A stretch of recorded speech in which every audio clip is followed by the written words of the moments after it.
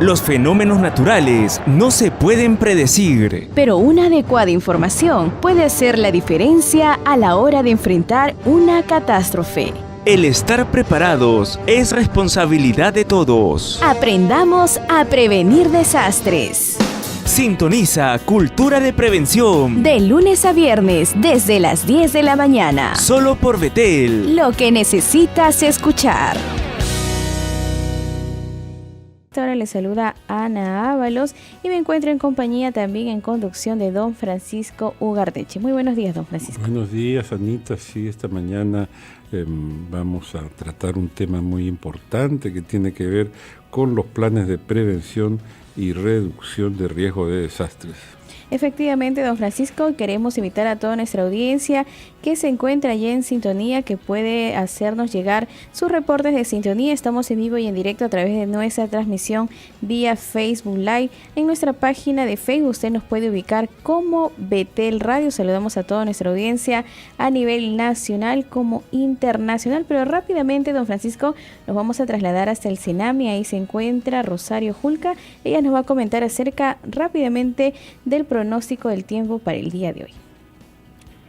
¿Qué tal? Muy buenos días, estimados oyentes de Radio Betel. A estas horas de la mañana, la ciudad de Lima presenta una temperatura de 23 grados, con cielo con nubes dispersas. Y para la zona norte, la ciudad de Chimbote y Trujillo, presentando cielo nublado parcial con 21 y con 24 grados. Para la ciudad de Piura, presenta una temperatura de 26 grados y la ciudad de Tumbes con 31 grados. Hacia la parte sur, en la ciudad de Pisco, tenemos cielos despejados con nubes dispersas con 22 grados, al igual que en la ciudad de Nazca con 25 grados. Tenemos un pronóstico de incremento de vientos en la parte sur del país que abarcan los departamentos de Lima, Ica, Arequipa, Tacna y Moquegua. Estos incrementos podrían incrementar en horas de la tarde a partir de las 18 horas. Esto sería todo para el Senami. Muy buenos días. Bien, entonces agradecemos por el reporte del tiempo a esta hora desde el Senami, 10 de la mañana con 34 minutos. Don Francisco, nos vamos a una breve pausa y retornando estaremos regresando ya con nuestra invitada del día de hoy, la ingeniera Leti Ochoa, y es especialista de la Dirección de Fortalecimiento y Asistencia Técnica de CENEPRE. Ya volvemos. Ya volvemos con Cultura de Prevención. Mi canción favorita es El Arca de Noé. Quiero conocer el Arca de Noé. Y la mía, la hormiguita hippie. La hormiguita hippie, hippie. ¿Quieres escuchar tus canciones favoritas? ¡Sí! Entonces sintoniza. Un espacio creado para que puedas alabar a Dios con las mejores canciones. Sintonízalo todos los lunes, miércoles y viernes a las 4:30 de la tarde. Somos la cadena de radioemisoras cristianas más grande del Perú. Betel, lo que necesitas escuchar. Continuamos con Cultura de Prevención. Bien, 10 de la mañana con 34 minutos, don Francisco, y nos acompaña ya en cabina la ingeniera Leti Ochoa. Como bien lo mencionabas, ella es especialista de la Dirección de Fortalecimiento y Asistencia Técnica de CENEPRE para poder desarrollar ese importante tema en relación a la importancia de contar con planes de prevención y reducción de riesgo de desastres en las municipalidades. Muy buenos días. Muy buenos días, Ana. Muy buenos días, Francisco. Agradecerles la invitación, ¿no? Y el facilitarnos este espacio para poder dirigirnos a su audiencia, ¿no? Y explicarles un poquito más sobre lo que se trata o cuál es el objetivo y la importancia que tiene el plan de prevención y reducción del riesgo de desastre. Los municipios, entiendo, deben de tener todos un plan de prevención, ¿no? Y de reducción de riesgo de desastres. ¿Y cumplen los municipios con esto? ¿Tienen los municipios Muy buena pregunta, Francisco. Hemos, durante nuestras intervenciones con las diferentes municipalidades a nivel nacional, pues se ha evidenciado que en su gran mayoría no cuentan con un plan de prevención. Porque es difícil, se necesita tener ingenieros.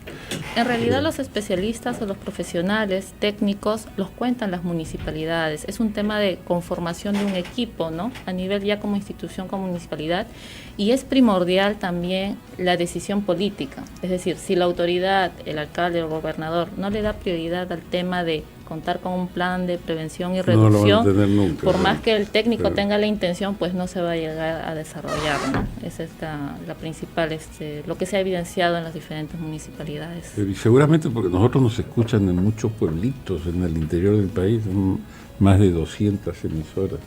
Entonces yo le insisto en el asunto porque ¿cómo se elabora un plan de prevención?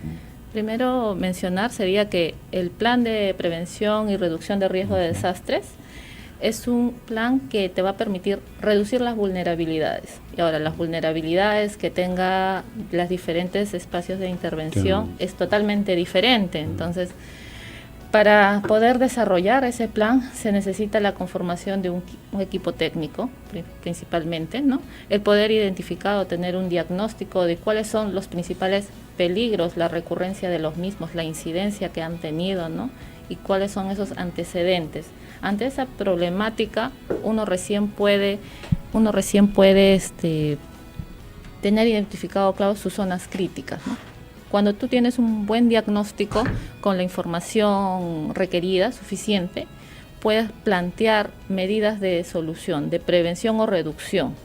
Eso es lo que se establece en el plan. O sea, el plan de prevención y reducción tiene como principal enfoque planificar las actividades, que no estamos hablando para 3 meses o 6 meses, sino para un periodo de... No, tampoco para toda la vida. Pero creo que, o sea, si ahí hay desborde de unos ríos, sí, pues siempre van a tener que cuidarse de ese río, ¿no? Y es como que ellos vienen realizando actividades, pero ¿cómo programan esas actividades? ¿Cómo las planifican? Entonces, no debería ser el desarrollo de las mismas solo cuando ocurre el evento, la emergencia o el desastre, sino que esto, como tema de prevención, ¿no? Cada cuánto tiempo se van a realizar, por ejemplo, la limpieza o encauzamiento, ¿no? Los diferentes proyectos de inversión. O sea, tiene que planificarse en un periodo para 1 año, 2 años, 3 años. Entonces, si hay, por ejemplo, ahora estamos en el tema de los procesos electorales, ¿no? Si hay un instrumento que te sirve de guía y te dice qué actividades debes realizar, la siguiente gestión debería darle continuidad al mismo. Entonces, ahí recién estaríamos de alguna manera abordando de forma adecuada el tema de la prevención y la reducción de riesgo de desastre, ¿no? Ahora, el fenómeno del niño ocurre cada ciertos años, ¿no? Sí. Y se repite lo mismo, ¿no? Piura, Chiclayo, ¿tienen todas esas municipalidades su plan? Cuando pasó el evento, que fue hace poco, el que más nos ha impactado ha sido el del 2017. El fenómeno del niño costero nos ha traído gran cantidad de damnificados y viviendas. Y cuando se hizo, o sea, teníamos una relación de desastres que nos han traído innumerables pérdidas, pero parece que no están resultando como lecciones aprendidas, ¿no? Entonces, ¿qué vamos a hacer? Y la primera pregunta fue, ¿cuántas de esas municipalidades tenían planes de prevención y reducción? O sea, ¿cuántas están implementando, tenían proyectado hacer determinadas actividades, proyectos o programas para reducir sus vulnerabilidades? Y la realidad es que no contaban con esos planes. Entonces, el atender una emergencia es importante, sí, pero el principal problema es que no se está dando la importancia a la planificación. Entonces, ¿dónde puedes abordar ese tema de la planificación? Es en tu plan de prevención y reducción. Entonces, ahí estás realmente implementando los procesos de prevención y reducción del riesgo, pues, ¿no? Y es lo que hemos visto también con el resultado del fenómeno del niño costero. La mayoría de las municipalidades no contaban con planes de prevención y reducción. Entonces, si no tenemos identificado, no cuentas con una herramienta guía. Al final se improvisan cosas. Claro. Sí. ¿Y el CNPRE tendrá un plan para que los municipios tengan plan? Por supuesto. Dentro de las funciones que tiene nuestra institución es el brindar asistencia técnica y fortalecimiento de capacidades. La asistencia técnica conlleva el dar el asesoramiento, el acompañamiento, esos tanto claro, a las autoridades si no los hacen y al es equipo. porque hay alguien que no le dice, oye, mira, tampoco es tan difícil, ¿no? Si podemos... Por supuesto, claro. se tiene como entidad normativa también, técnico-normativo, se desarrolló una metodología, una guía metodológica que te permite decir cómo tienes que elaborar el plan, cuáles son tus requisitos, ¿no? ¿Qué deberías considerar en ese instrumento? Entonces, se tiene la metodología y también se tienen los profesionales en la institución para brindar esa asistencia técnica.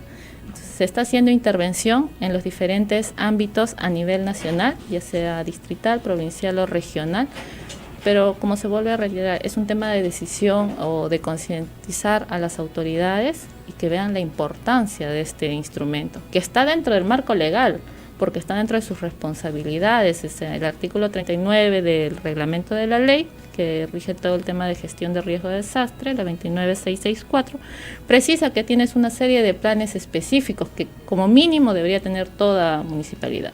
Y entre uno de ellos está el plan de prevención. Entonces, es parte de sus responsabilidades el contar con este instrumento, con este plan específico que les va a ser de mayor importancia, pues, ¿no? Y de utilidad. Ahora, el producto final también no debería ser solo el documento, que es el tener el plan, ¿no? Sería ser la implementación de lo que está. O sea, hay un tema de monitoreo, seguimiento a la implementación de esas posibles medidas de solución para reducir las vulnerabilidades, pues, ¿no? Y al presidente lo hemos visto, una de las primeras cosas que ha hecho es irse al norte, justo a ver esto del fenómeno del niño costero, ¿no? Y bueno, él quiere acelerar mucho esto de la reconstrucción, y ese plan, porque han hecho un plan de reconstrucción, va acorde con algún plan, o es así también la suma de un montón de buenas voluntades, ¿no?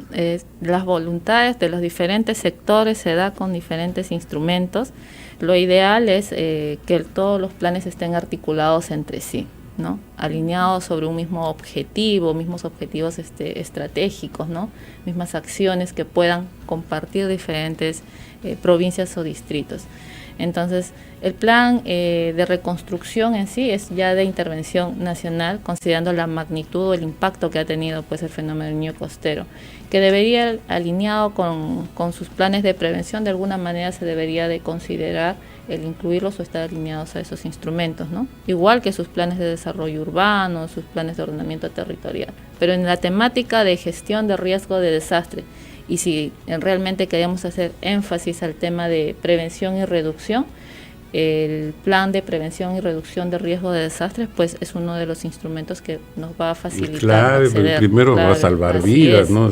Así es. Y después le va a ahorrar mucho dinero a los mismos municipios, ¿no? Porque claro, si uno previene, ya bueno, ya no va a tener un desastre tan desastroso, ¿no? Tan grande, ¿no?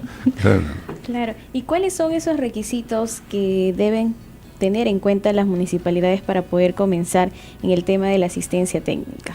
Bien, con el tema de la asistencia técnica, la predisposición de la institución y sus profesionales está. Lo que se requiere en sí es que las autoridades conformen o identifiquen los profesionales o técnicos de sus diferentes gerencias o unidades orgánicas, ¿no?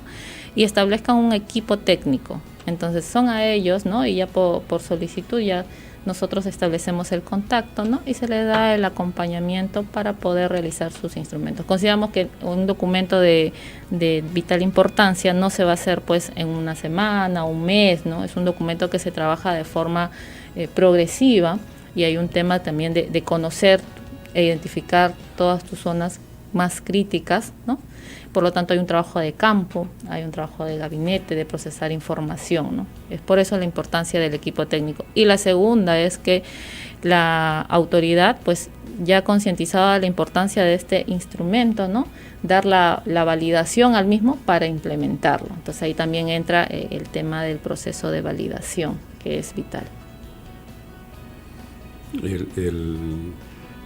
Y bueno, los fenómenos, finalmente los desastres, generalmente son los mismos, ¿no? Se repite, así como en el norte hemos tenido el fenómeno del Niño, en el sur tenemos, ya creo que comienza esto de las heladas, los friajes, ¿no? Así es. Las bajas temperaturas que de pronto arrasan con los auquénidos, con los animalitos que tiene esta gente.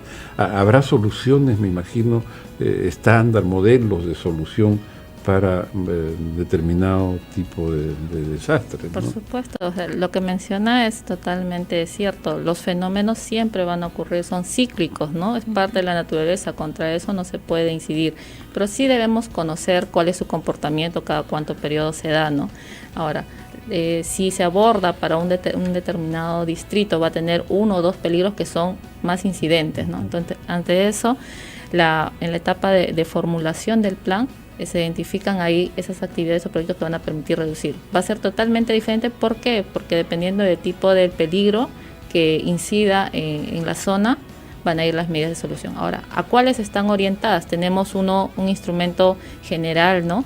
Que nos dirige, que es el Plan AGER, ¿no? Que está desde el 2014 y tiene vigencia hasta el 2021, donde ya se ha establecido, pues, objetivos estratégicos a los cuales todos los gobiernos regionales y locales deberían alinearse, ¿no? Por ejemplo, citándolos algunos, el hecho de tener un conocimiento del riesgo. Entonces, implica de que, por ejemplo, todos deberían saber cuáles son sus puntos donde tienen mayores vulnerabilidades, zonas de riesgo, ¿no? Donde inciden 1 o más peligros, ¿no? Para poder realizar a posterior una evaluación de riesgo, ¿no? ¿Cuántas evaluaciones de riesgo? ¿No? Y de repente, en función a ese resultado, saber cuánta población se tiene que reasentar. También es un tiempo, ¿no?, de reubicarlo, porque el tema de su exposición a determinado peligro, ¿no? Esa es una de las tantas medidas que se podría considerar, o el tema de desarrollar aquellos que ya viven en zonas de laderas, ¿no? Y tienen ya ha sido un tema de autoconstrucción de sus viviendas, ¿no? Y ahí ya fomentan la vulnerabilidad en sí. Sería el realizar el reforzamiento de las mismas, ¿no? Entonces hay un tema de que tiene que programarse, ¿no?, unas capacitaciones o asesorías para que la población sepa o tenga conciencia, ¿no?, de cómo debería o en qué condiciones debería construir sus viviendas, ¿no?, dónde deberían ubicarse realmente, ¿no? Y de esa forma poder, ¿no?, incluirlas dentro del plan. Entonces, en sí, el plan va a abordar va a identificarte todas esas problemáticas, y en función a ello pues van las medidas de solución, ¿no? Y abarca todo el tema de prevención y reducción del riesgo, ¿no? ¿Cuáles son esas principales dificultades identificadas en relación al desarrollo del plan de prevención de gestión de riesgo de desastres? Hemos tenido intervenciones y, al menos citando desde el 2017 a la fecha, una de las dificultades ha sido el tema del compromiso político, ¿no? La segunda, podríamos mencionar que el cambio de personal. En el sector público el personal no es fijo, es rotativo. Entonces tú puedes conformar un equipo técnico, pero después a la semana está rotando el personal. Entonces lo que has venido avanzando de alguna forma se ve ¿no? Se ve detenido, ¿no? Y ahí ya es retomar nuevamente ese detalle, ¿no? Pero de ahí el otro es el tema de la información. La información es importante, porque la información que se disponga de las zonas nos va a permitir hacer un buen diagnóstico, y con un buen diagnóstico haces una formulación, pues, de diferentes medidas. Plan. Claro. El tema de la información, el catastro, ¿no? Qué tan actualizado está, es importante considerarlo, ¿no? Hay acciones que,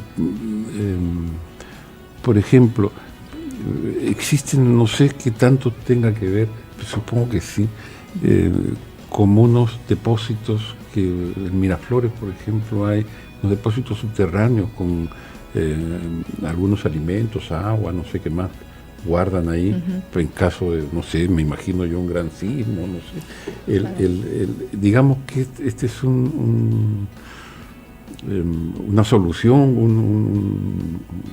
una medicina, una manera de afrontar una emergencia que sigue, supongo yo, determinadas pautas. Claro, el establecimiento de esos almacenes, ¿no?, que se dieron en Miraflores, ¿no?, y que han sido resaltadas en su momento, responden más al tema de preparación, ¿no? O sea, cuando ocurre la emergencia, ¿qué vamos a hacer? ¿Cómo vamos a actuar ante ese evento o posterior a ese evento? Que es sí importante, ¿no? y que se deberían implementar en los otros distritos, pero es un tema ya reactivo, ¿no? ¿Cómo vas a reaccionar ante la ocurrencia de esa emergencia? Que yo digo, digamos, no sé, Piura, Catacao, bueno, sabemos que dentro de 7 años vamos a tener otra vez el fenómeno del Niño y lo que vamos a necesitar es agua, tal vez un depósito donde haya agua, no sé. Así es, la construcción de determinados depósitos, ¿no? El reforzamiento de las viviendas, el mejoramiento de los sistemas de alcantarillado. Hay muchas medidas que se tienen que considerar. Entonces, como usted menciona, las realidades son totalmente diferentes, ¿no? Y es por eso que el plan te va a permitir tener esa mirada integral, ¿no? Toda esa problemática y empezar a planificar en un periodo de tiempo determinado de 2 a 3 años, ¿no? Cómo vamos a darle solución a la misma, ¿no? Y el objetivo es que si se aprueba ese documento, pues, ¿no? Y se implementa, la siguiente gestión estaría en la responsabilidad, pues, de darle continuidad al mismo. Entonces ahí realmente estaríamos trabajando el tema de prevención y reducción. Bien, 10 de la mañana, don Francisco, ya con 51 minutos, estamos ya por terminar el programa. Nos gustaría, ingeniera, que nos pueda comentar y hacer un pequeño resumen y recomendaciones finales ya antes de culminar el programa en relación al tema que hoy hemos desarrollado. Sí, primero agradecerles nuevamente, ¿no? Reiterar el agradecimiento y mencionarles a todos que el tema de prevención y reducción del riesgo de desastres se realiza desde nuestras diferentes actividades. Entonces es un llamado más a las autoridades o técnicos de los gobiernos regionales o locales a ver la importancia que tiene este documento y su implementación del mismo, ¿no? CENEPRED, como centro que vela, técnico normativo que vela por la implementación de los 4 procesos de la gestión de riesgo de desastres, siempre está a disposición de ustedes para poder darle esta asistencia técnica y acompañamiento durante todo el proceso, ¿no? Sí, nosotros estamos a disposición También de CENEPRED para volver a tratar este y otros temas hasta que todos sepamos muy bien cómo es que la importancia de tener un plan de prevención y reducción de riesgo de desastres y cómo hacerlo y reitero, somos sus aliados, estamos para apoyarlos. Sí, y agradecerles nuevamente por darnos este espacio para que el mensaje llegue y, bueno, concientizar que también es importante, así como la parte reactiva, pues la parte prospectiva y correctiva de riesgo de desastre. Los fenómenos naturales no se pueden predecir, Pero una adecuada información puede hacer la diferencia a la hora de enfrentar una catástrofe. el estar preparados es responsabilidad de todos. Aprendamos a prevenir desastres. Sintoniza Cultura de Prevención. De lunes a viernes, desde las 10 de la mañana. Solo por Betel. Lo que necesitas escuchar.